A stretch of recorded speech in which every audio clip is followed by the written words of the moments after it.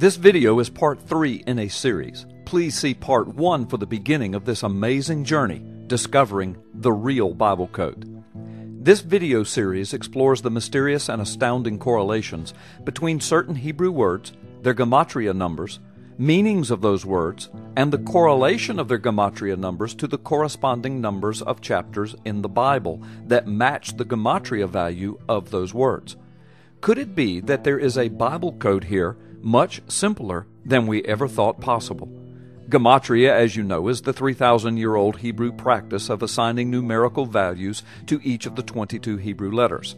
Taking the numerical values, then, of certain Hebrew words turns up some interesting significance and coded correlations. There are 1,189 total chapters comprising all of the books in the Protestant Bible from Genesis to Revelation. So then, equipped with a Hebrew gematria chart, a biblical chapter count chart, and a Hebrew dictionary, some very interesting information is uncovered.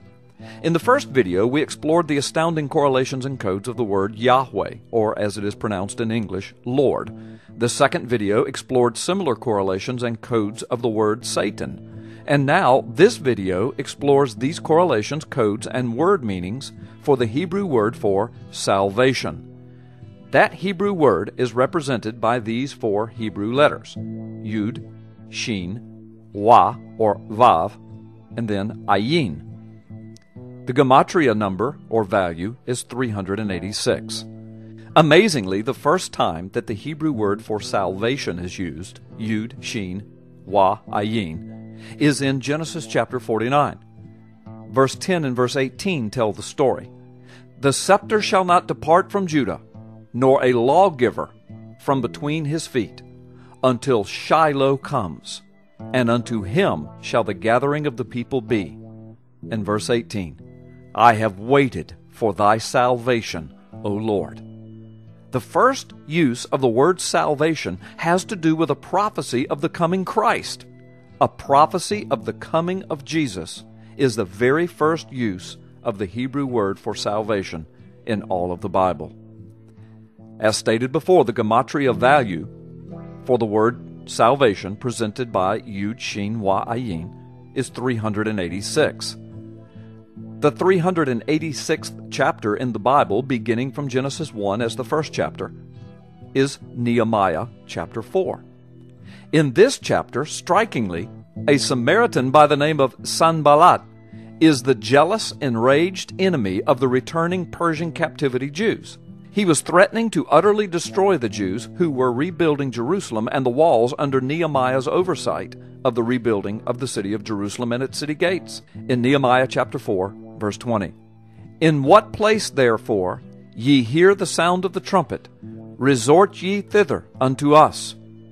Our God shall fight for us. Or more easily understood in modern English phrasing, wherever you hear the sound of the trumpet, join us there, for our God will fight for us. Every serious student of the Old Testament imagery knows that even though this was a real event in the life and history of Israel, it's also a beautiful picture of the church age and the last days and God's salvation. Sanballat, representing Satan and his Antichrist, battling and breathing out threats of death against the saints of God, he literally was their accuser, their adversary. In fact, Sanballat is the Babylonian for Sin Ubalit. May Sin give him life. And Sin is the ancient Babylonian word for the moon god. Interestingly, Allah of the Islamic faith comes from the ancient understanding of this moon god. You can certainly see the imagery of the Antichrist and the adversary of the people of Yahweh. The building of the walls and the gates is an image of the process of building the kingdom of Jesus and preparing for the new Jerusalem that is to come. Nehemiah is a type of Christ in several meaningful ways in this passage, especially as the head of the building up of God's kingdom. The workers are a type of the church, working under Nehemiah, shoulder to shoulder and family by family, resisting the accusations and attacks of the enemy, Sanballat. In addition to this, when you consider verse 20, speaking of the blowing of the trumpet and the joining of God's people together, and God fighting for us, and thus saving us. Well, every serious student of the New Testament knows of the passages wherein Jesus spoke of, and Paul and John wrote about the Lord Jesus himself returning at the sound of the trumpet from heaven, followed by the armies of heaven.